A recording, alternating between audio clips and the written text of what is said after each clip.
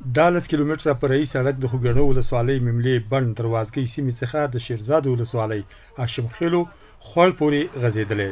چارې د ټولګټو چارو ریاست په هڅو د ملي سوداګرو له لوري بشپړې شوې.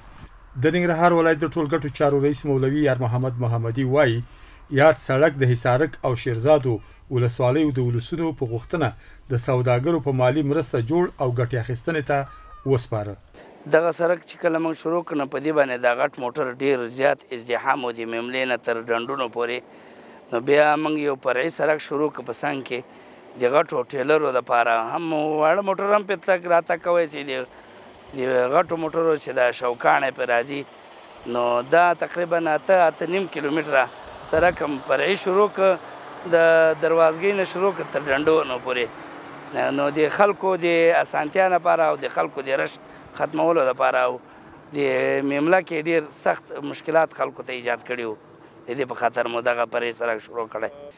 زیات مصارف خو موږ سره په دغه فرعي سړک کې دا اوس دي وسایط او اسباب زموږ دي او نور د شوکاڼې والا چې کوم اتحادیه ده دغه اتحادیې موږ سره په دې کې مو مجلس سره وکړی ویلې چې د خلکو مشکلات زموږ مشکلات دي او تاسو سره په دې کې هر قسم همکاري کوو.